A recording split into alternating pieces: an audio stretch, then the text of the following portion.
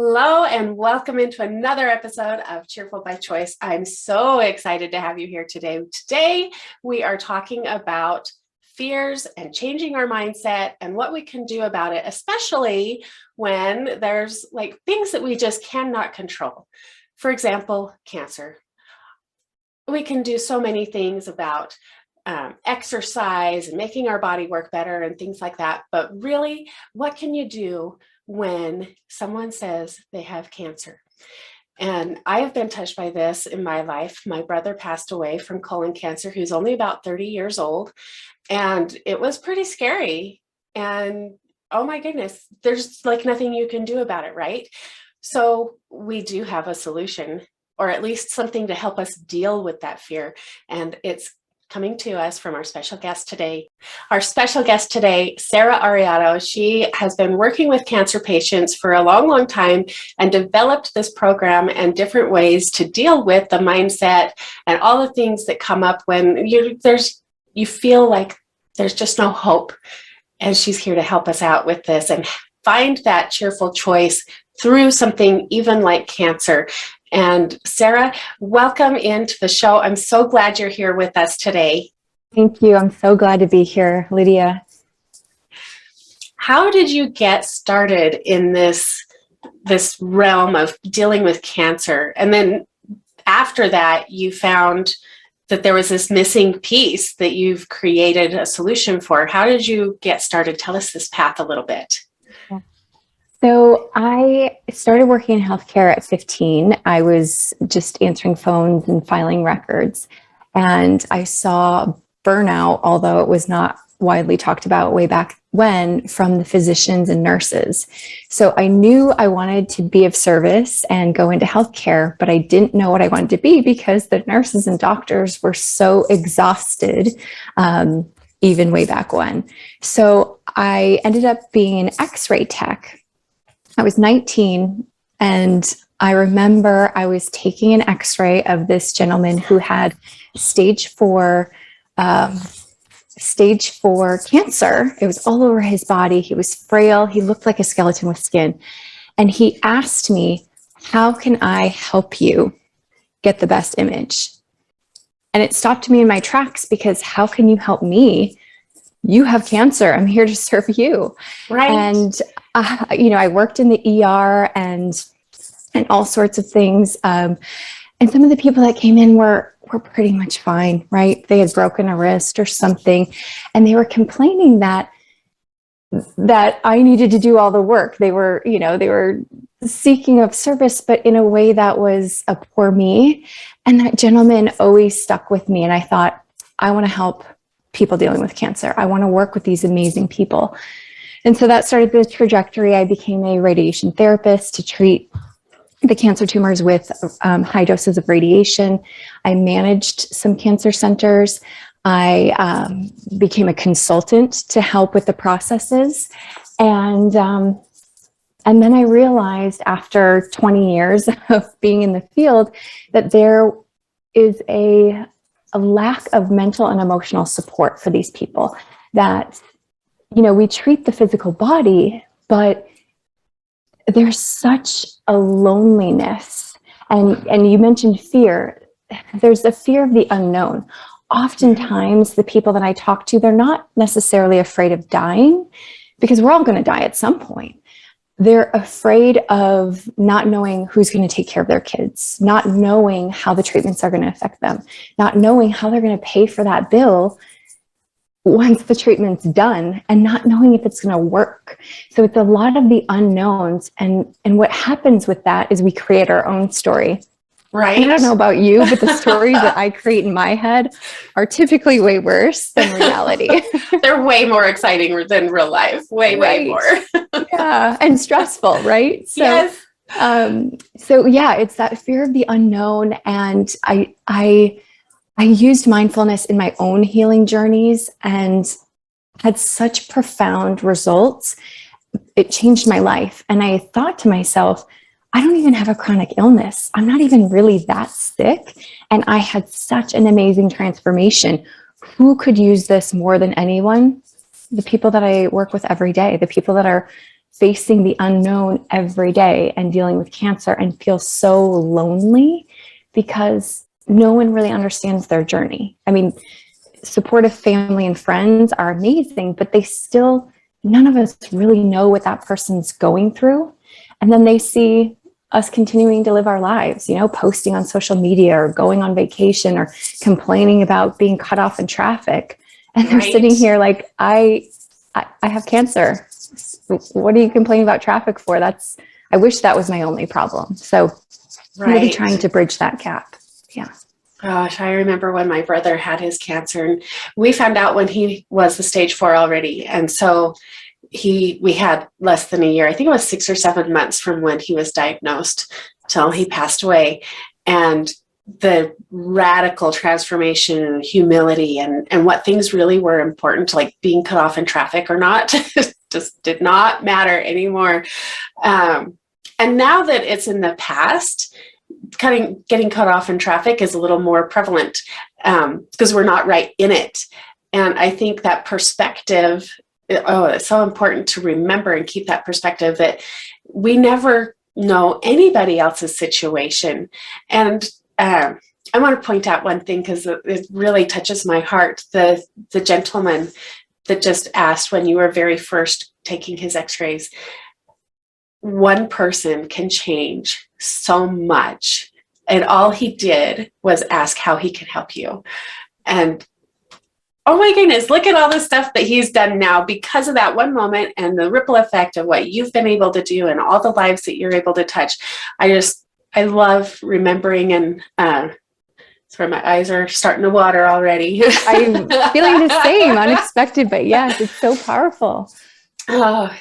All of our listeners, you are so important and you don't even have a clue. You can't even imagine how important one moment in your life is to the rest of the world. And we're so glad that you're here. Okay, so back to the story that we're here for.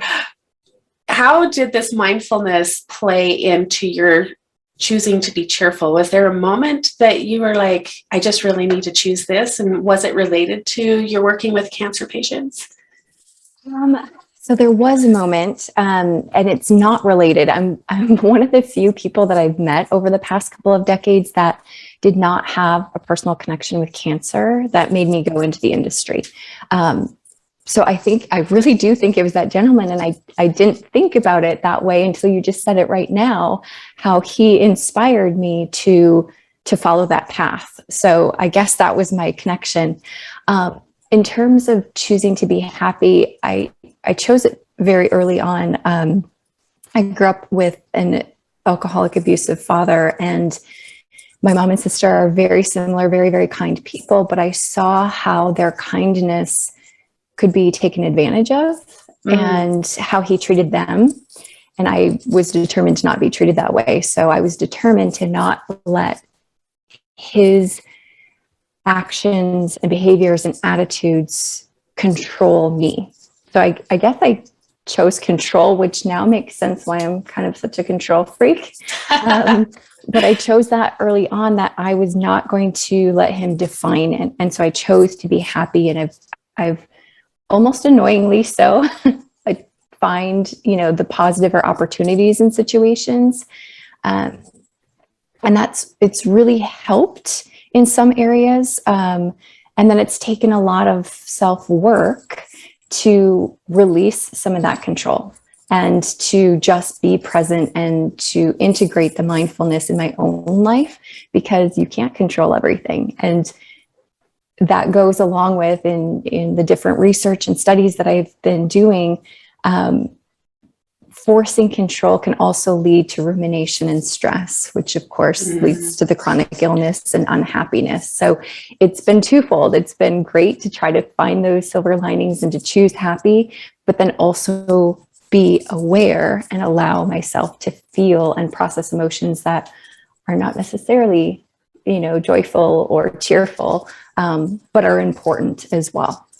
Yes. And I always say feelings are meant to be felt. You can't know what happiness is if you don't know the other side of the coin. You just are. And sometimes we overcorrect when we're trying to find that balance and controlling one control freak to another, right? Yes, yes. With finding that balance. So how often do you do the mindfulness? Is it just like it's just part of you soaked into your DNA now, or is it still a practice that you set aside time for? Yes, both, as well as the struggle. So for your listeners who may be like, what the heck is mindfulness and what is all of this stuff? Mindfulness is being present and being actively aware. I've been practicing that for decades, and that came pretty easy to me. It's not always easy, so don't get discouraged if it is difficult. It's just reminding yourself to come back, and it's like training your brain, just like you train your muscles when you go to the gym. Meditation is newer to me. That I have just started doing on a regular basis over the last few years, and it was because it felt inaccessible to me.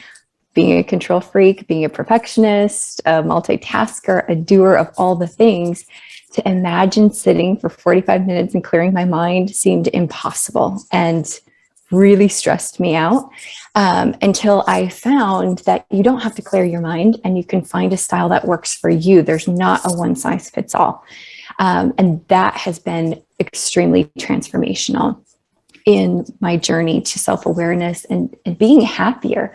Through the pandemic, a lot of people were talking about how hard and how depressed they are. And I'm not diminishing what's happened, because it's traumatic and it's extreme. Mm-hmm. Mm-hmm.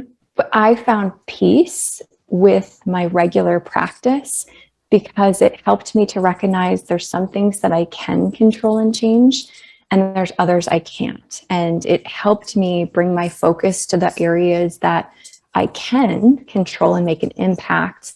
And that's really, during this time, is where this cancer healing program was born. So for me, and I hope for the world, that there will be some good that came of this as well, by focusing on my own self-care and my own mental health and emotional support.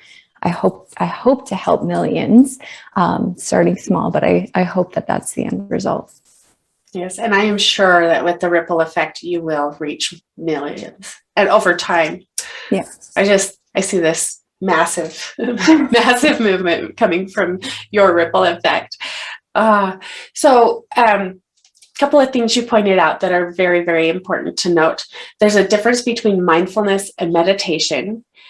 And I want to ask you to explain that a little bit. And then I also want you to share more about the different kinds of meditation, because that's something probably lots of other people are like, I can't sit still. I've got a million things going on. I got kids. I got this and that and the other. But to really take care of ourselves is how we affect the rest of the world and increase that peace around us, so that our families and the people that we care about can find more love and joy. Absolutely. So people have often heard of the 3 M's: mindfulness, being aware of the present actively; meditation, which is a deeper sense of healing and feeling. It helps you release past traumas so that you can truly feel your emotions and then let it go, right? If we harbor and we fester and we push those emotions down, they have to go somewhere. And it's now being more widely talked about and found that that's what's part of the cause of chronic illness, ranging from cancer, diabetes, heart disease, all of those things. And then manifesting is visualizing what you want in the future. But for me, what made meditation accessible was a 4th M called mindset. And that's where this epiphany happened for me, that if I can't clear my thoughts and I can't stop thinking, how can I find the peace and the healing power of meditation? And so I do what I call lazy girl meditation, which I love that. accessible to me. So it's allowing the thoughts to come, recognizing them, and then releasing them. And for me, it's not always easy, right? I still have relapses, if you will, where it's like, oh my gosh, I'm looking at the clock every minute to figure out, am I done meditating yet? Because this is really hard today. But when, it's just like going to the gym. Sometimes you're exhausted and you just don't feel like working out, but it's good for your health. And eventually you get stronger and better at all the things. So meditation for me is the same.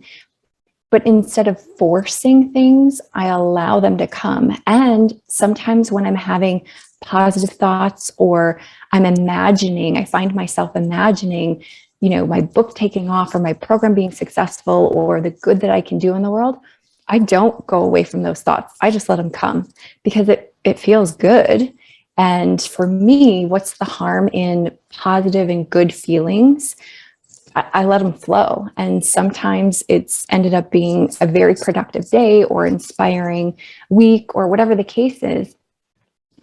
It's the negative or unhelpful thoughts that I acknowledge, okay, this isn't great. Let's just move on. And then I move on to, either a mantra or a breath or some kind of anchor that will bring me back to the present until I either have those pleasant thoughts or until the time is up for my meditation. I try to do it 10 to 15 minutes in the morning. Sometimes I'll do it twice a day. I'll be honest, 5 minutes a day is sufficient to get started. If people are feeling overwhelmed by this 45 minutes, me too. I still can't do 45 minutes, even breaking it up a day. But 5 minutes to start out. And if you get up to 10 or 15, the more you do, the more benefits you'll receive. But if it causes stress, that's the opposite that effects that it's supposed to have. So I guess back to your question of the tips for the listeners is, start with 5 minutes, start with 1 minute if that's all you can do. And if it's easier for you to focus on your breath and just slow down and control your breathing, if you're a control freak and you want to control something, work on controlling your breath or just being still and noticing sounds, noticing the world around you. I do want to point that out. That was another misconception I had, was that it had to be perfectly silent. I do not have a quiet house. There's 5 of us that live here, plus a dog and a cat. So that also seemed, unattainable. But when I realized that releasing control and just noticing the world around me, because that's my life, it helped to not feel like I had to be in such control. And it also helped me not be triggered so easy, right? That was like an epiphany. When I was releasing control, I didn't get triggered because it wasn't going my way. I released that intent, and it's helped in other areas too. I have a toddler, and so it can be stressful doing the mom things. Yeah. The releasing control removes triggers. I love that. Oh my goodness. That's mind blowing for me. Good. So good. The other thing that, the mantra. So you've got all these M's. I'm picking out another M. There's a 5th M, mantra. How does someone find or create a mantra? Great question. So there are people that have been studying meditation in India for hundreds, thousands of years that I'm sure have some kind of formula for it. I don't. I was reading that the vibration of either humming or saying it inside your head, but then not out loud, but in your throat, releases secretions in your brain that actually relax your body. I haven't had this epiphany myself or one that I've noticed. So when I've allowed myself to be still, I've thought of a couple keywords that feel good to me or that I needed to hear to help me heal. The 3 that I use are 1, remembering that I am whole in myself and that I am one with the people around me and the world around me. Om, I have done yoga for years, and that's a common sound or word that they use, and it means unity. So again, kind of tying into that one where you feel a part of the collective, not so selfish or self-centered. And then my third one is enough. And based on what I shared with my, alcoholic father, I have had issues of feeling enough or worthy. And I don't think I'm alone in that. And so I would say that to myself sometimes, depending on the day, depending on which one feels right. And I just imagine I'm enough. I'm enough. What I'm doing is enough. This practice is enough. And if I'm getting distracted, I just come back to I'm doing my best and that's enough. And those three really helped me, give me something to focus on while I was trying to meditate or trying to figure out how to get the benefits everybody was talking about. But still being one of those people that needs to move around and do things. So it gave me something to focus on and do while I was, working on healing and resetting my mind and body. Oh, something to do. I've worked with kids who have ADHD before and tried to help them contain themselves. So you have to sit in your chair for at least a minute while the teacher's talking. You can't be, and so just like this, we find something little to focus on, like just wiggle your toes in your shoes. And nobody can tell that you're doing that, but you're working so hard at moving your toes in your shoes. And so I love this, the focus is so helpful. My daughter has dyslexia, and when we went to her guru that helped her, I can't remember what kind of person she is technically, her title, but Miss Pat, she's like, there's no such thing as dyslexia. I was like, what are you talking about? There's this girl right here, right? And she said, you just have to focus. And we went through all these focusing exercises, and now I can't get the girl to stop reading. She's just amazing. And focusing can heal so much of everything. And the mindset is about focusing. And I love the Om. I hadn't ever known that meant unity. I've heard about it, but I never put it together.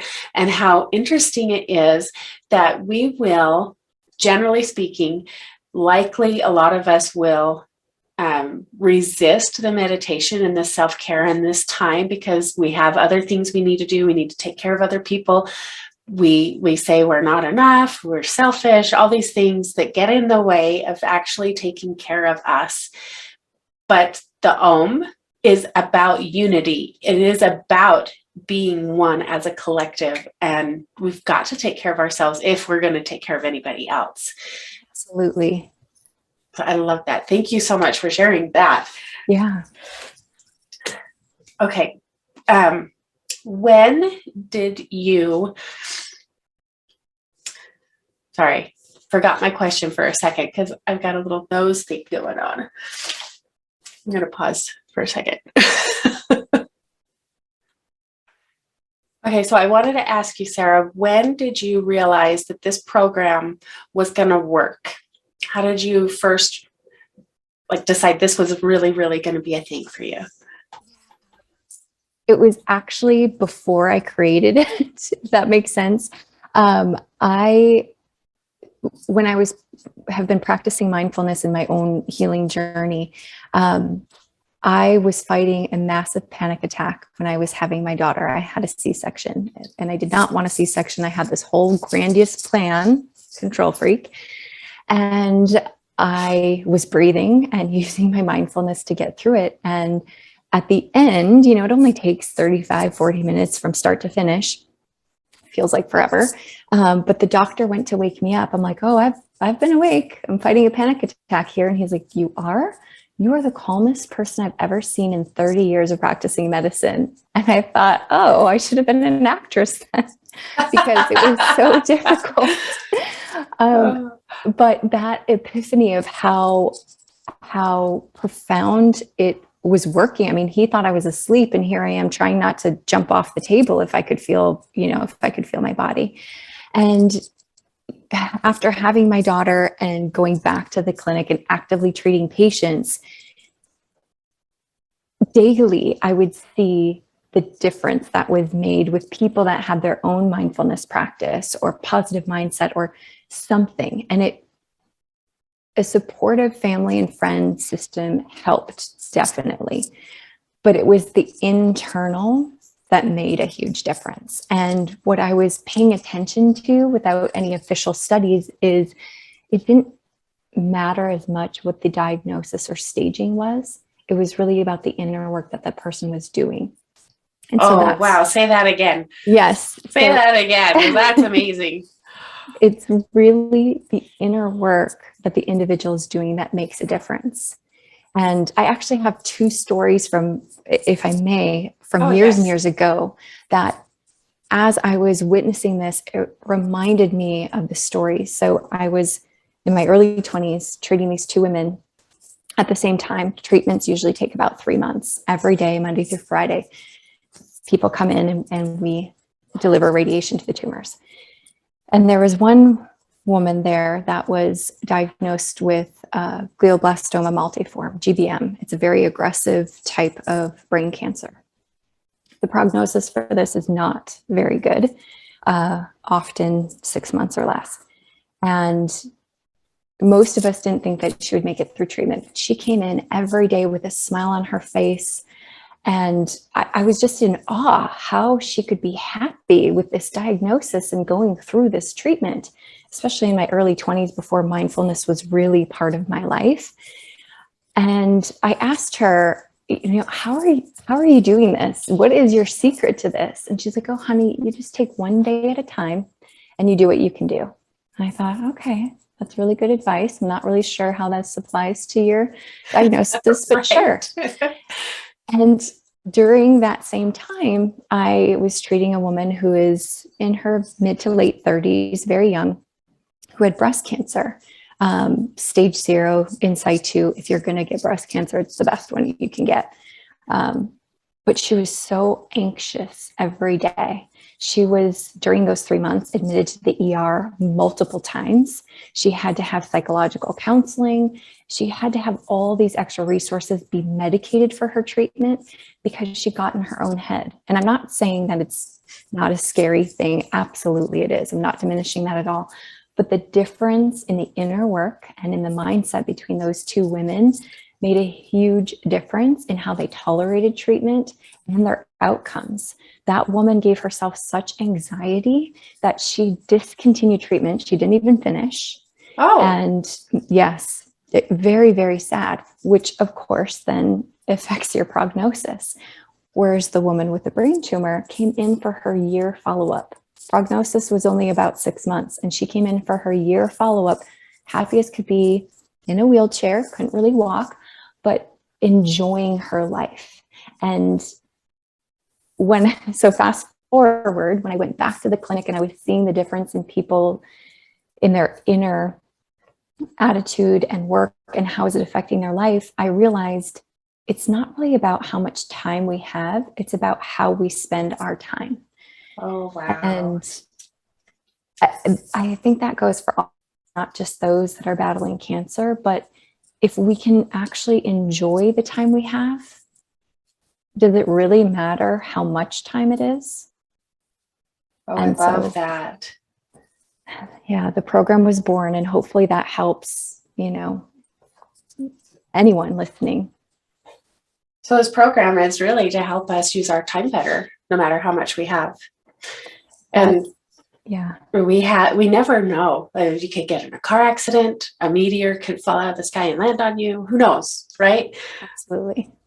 And now with COVID and all these other different new things coming up, you could be great one day and gone in 3. You never know. And so it's not how much time we have, it's how we spend it. I love that. And then we can help our family and those around us enjoy their time with us better too. I remember when my brother was getting close to the end and he was frail and tired. Oh, he was so tired. And sometimes at the very, very end, he had a hard time staying awake for a whole conversation, right? Because he was just so exhausted. And it limited our ability to interact with him and to really enjoy that time. But if we have this mindset and the mindfulness, then we can still enjoy those moments. The lady that you're talking about in the wheelchair, and she's still happy. Yeah. Yeah. I love this. Sorry, I'm just getting caught up in my memories a little bit. Absolutely. Thinking Absolutely. about how much different this mindfulness could have been, because this was, I think it was 10 or 11 years ago now that he's been gone. And, that's a long time. And I'm thinking about his son. His son is 16 years old now. He's been without a dad pretty much his whole life. And the mindset is so important to the mindfulness. And so that I got 5 M's now: mindfulness, meditation, manifesting, mindset, and mantra. It makes life yummy. Right. So let's talk a little bit about the manifesting piece, because I thought that part of meditation was visualizing, but you're saying they're different things now, because I haven't really explored and learned a whole lot about the different differences. I just mush them all together. So how can we, and that's probably why I don't do very good at it. So I'm not separating them. I'm overwhelming and trying to control all of it and being a perfectionist and all those good things. Yes. Well, and they're used interchangeably. Manifesting, mindfulness, and meditation are all used so interchangeably, and they really are different things. The first thing I'll say about it is whatever works for you, go with it. Nobody cares. And that's what I realize is nobody cares if I'm good at meditating. Nobody even knows. Right? So my perfectionism, it really doesn't matter what I'm doing with my eyes closed in the corner, because nobody's ever going to find out about that. So if it feels good and supportive, go for it. In terms of the different types of meditation, there's guided meditation where someone is guiding you the whole time. There are visualization type meditations. It really is manifesting. But if that works for someone to just do that for 5, 10, 15 minutes a day, who cares? The whole point to me, and what made this accessible for me, is I'm just trying to be my best so I can give my best and be of service to others. So if I'm manifesting for 15 minutes and I'm mindful for 15 minutes, or if I'm meditating for 15 minutes, it really doesn't matter, as long as I'm doing something to care for myself so that I can be my best. That's what people are going to know or notice. How do I treat others? How do I project myself to the world? Not, am I a perfect meditator? So good. And we get stuck in that perfectionism, and nobody even knows. And we think that they're going to care and it's going to matter, and nobody even knows. Yeah, exactly. So you have a book out as well. I do. Yes. It's called The Cancer Journey, the Healing Guide for Cancer Patients. And it's a book with exercises and a place to journal, as well as questions to ask your healthcare providers. We've seen that most patients retain about 20% of what's said, which leaves 80% of what they're missing from their healthcare provider. And if you're not following 80% of the plan, it can affect your outcomes. So there is a place to that I prompt, based on my experience, some of the questions that you could be asking your doctors, your nurses, your care team, and then also an area to document and journal that. It's small enough that they can take it with them to the appointments and then share it with their family or friends. If they have someone that's there to try to help get them to appointments or follow the plan, they can read what's been written down in there and not have to guess at what the doctor really wanted them to do. Oh my goodness, that's so valuable. I know when we're like, you have cancer, and everything else after that is wah, wah, wah, wah. Yes, nothing else absolutely. gets in there. Yes. And later on, like, my brother was having a hard time even staying awake for his appointments. And to have something to prompt us and help us remember that's very, very important. That's so good. So can they get the book? Is it like paired with the program, or can they just get the book by itself? Or tell us about that. So you can buy it individually. The book is found on Amazon, and I believe Barnes and Noble, but I just saw it published on Amazon not that long ago. So that's great. Anybody can order it. And then in the book, there is a web address for the course, so that if people want that personalized attention, I walk you through how to do the exercises. I give you real life examples and try to be encouraging about not being perfect, because again, it really doesn't matter which practice you're using, which breath you're using, as long as you're doing it and you're finding something that works for you, so you're consistent. That's really what matters. So I try to be the supportive person that walks you through all of this. You can listen to it anytime, anywhere, short videos to make it accessible. So if you're waiting in the waiting room, we can be, chatting together. I can be in your ear.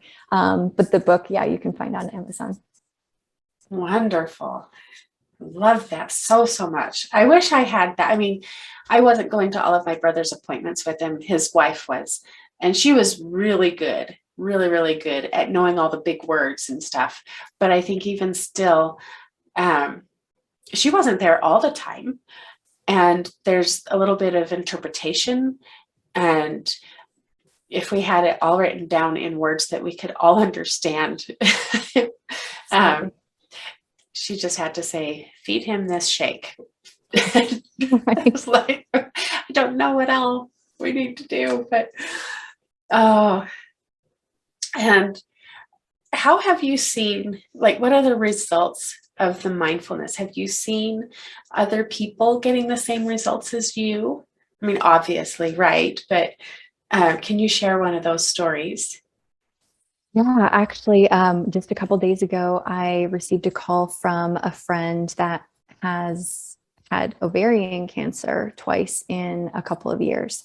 And ovarian cancer also does not have the best prognosis typically, because it's found late. She's very fortunate and she's healthy and all of the things.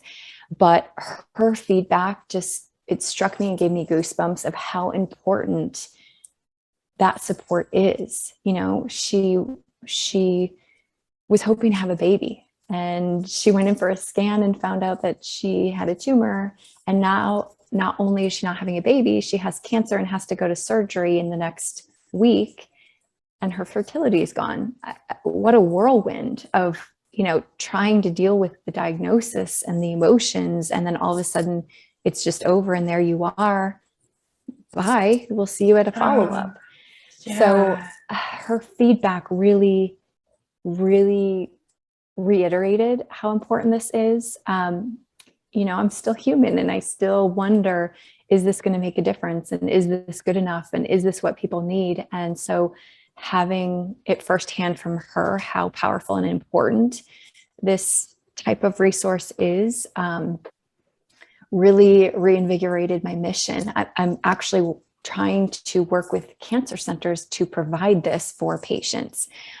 Ideally at the time of diagnosis, so working with the diagnostic departments, but also medical and radiation oncology departments, to provide at least the book for their patients so that they have some kind of resource.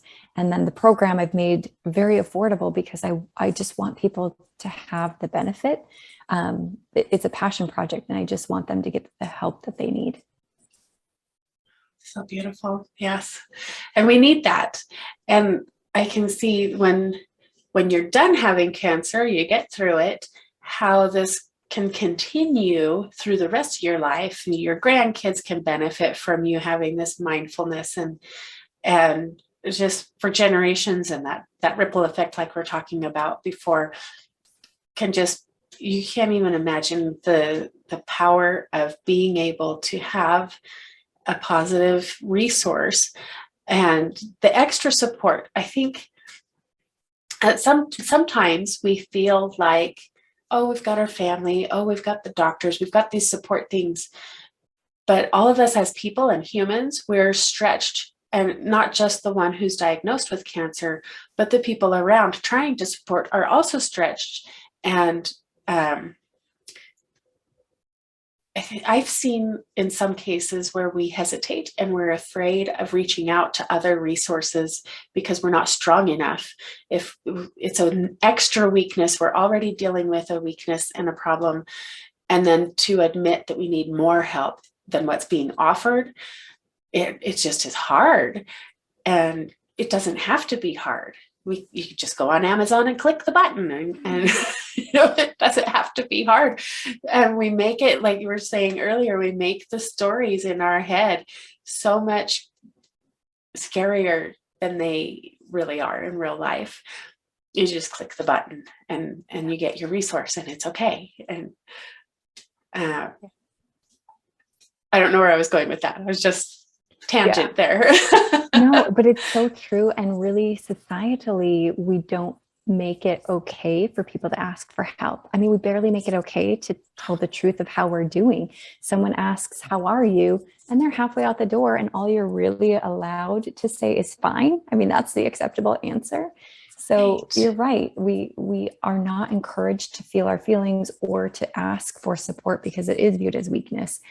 And quite honestly, if we sit and think about it, the strongest people I know have shown vulnerability and asked for help, and people want to help each other. So Yes. if you really want to not be selfish, think of it as giving your friends and family the gift to help you, the opportunity to help you.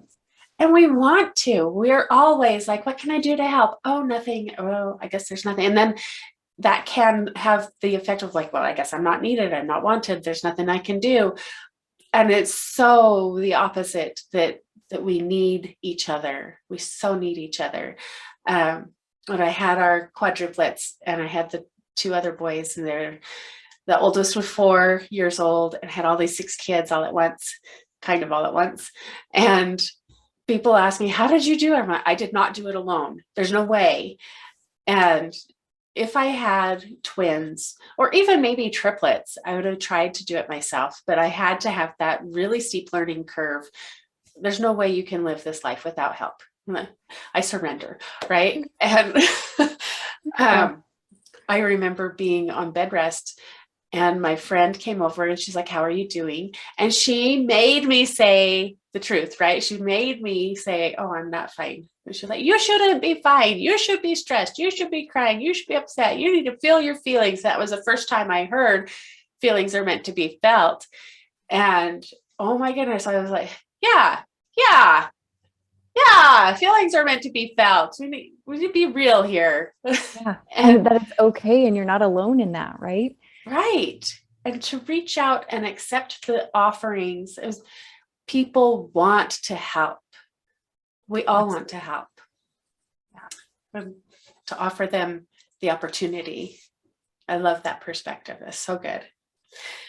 Okay, we have just a few minutes left. Sarah, is there anything else that you want to make sure our listeners know before we wrap it up? I think just being true to yourself, and like we talked about, it's not the amount of time, it's really how you spend it. And that doesn't mean you have to be happy all the time, but if you can be honest with yourself, that's really the first step. Feeling the feelings and just allowing yourself to be sad so that you can come out the other side happy. That was really hard for me. And I heard someone relate it to the rain and a rainbow. Who doesn't love rainbows, right? They're so happy, but they only come out after it's rained. And so that was like the permission I needed to start feeling my own feelings. So if you need permission to feel your own feelings, it's okay. And it actually allows your friends and family and yourself the opportunity to truly help and enjoy your life. Because that's the point. I don't want to live till I'm 120 and be miserable. I want to live however long I'm going to live, but be happy and enjoy my life. Right. And that connection, we build some connections when we say, yeah, I need help, instead of, oh, I'm fine. The word fine kind of feels like it pushes people away, instead of like in these situations when we're stressed and there's a diagnosis of anything, we need more connection and more strength with each other. So good. Thank you so much for being with us today, Sarah. Where can people find, it's just on Amazon, where else can they find you? So my website is Mindful Based Healing, Mindful Based Healing. I'm on social media at Sarah Ariaudo. You'll probably have to link it, Ariaudo. And then if you are struggling with starting meditation yourself, I get you, I see you, I was you. If you check out Lazy Girl Meditation, I've got a free guide and instructions on how to get you started. So hopefully that helps someone just find some calm and peace and support yourself. I love that. Thank you so much. And the Lazy Girl Meditation, I love the name of it. I really want to be lazy about it. Right. And it's funny because we're not lazy people, but that's the whole point is, do we really have the time and energy to do one more thing? Probably not. So be lazy about it and support yourself. So yeah. Yes, I love it. Thank you for being here, and thank you for all of you being listeners and joining this Cheerful by Choice movement. Remember, you're worth it, and so are all the people around you, and you make such a big difference. Thank you for being here. Thank you.